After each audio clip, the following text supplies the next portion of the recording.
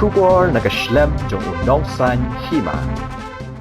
Ka Meghalaya Football Association kadang ya ap kami lenti banyo ya kajing pentikna nakasor ka jala nakabenta kajing baiting ka halor ka lumpung ya lekai Meghalaya State League arajar arpusaw. Wat laki we ki lumpung ya lekai ha ke district baper jong ka jala kilala ban pendap ya baro ki lumpung ya lekai jong usnam arajar arpulai badru ban pentikna ya ki kenhun ki ban mi khmat syakati ka lumpung. Hendai menta ke MFA kadang hap ban up sana kiken hun kiban yok rong na ke Shillong Premier League. Kat kum kiken don jong ke All India Football Federation kiken hun kiban ra ya ke namla du haki lumpung ya lekai jong ke jala baper jong kari kin yok ya kalat ban mikmat syaka third division league. Te kum ta ke MSL kalong ke bakongsan nak benta ban se ya ke ken hun ban ra ya ke namla du bat ke ban yok ru ya kalat ban letshim benta syaka te ke lumpung. Lak ban pen mau bekajing penlut hak MSL jong ka ayom balala kalong palat shiklo tingka hak bakarang dajit United FC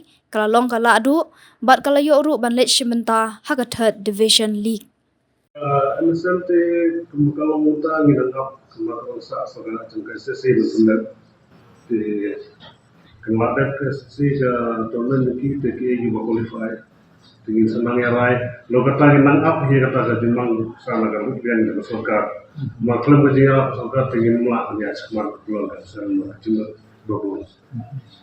so sedang up ni nang up ni mungkin man kita hi rasmi umel gari lah wah ada kebiang atau sedang ada ni lah yo nasional nak sokar kena try milala punya sekuan mereka mengimpan dia sudah tingin mulak punya sekuan nomor kijing lot di bawah Pina marka kani ka MSL ba kayu ki kar kompanya ya to me kala ke ba ba kayu ki kalau nang we kom ka MSL kalau nang we kom ya kayu ki man masyaallah ala nang kanya ya proses umur kedamaian ni ka MSL ni orang ya ta ni ha benda yo ta tin terus assurance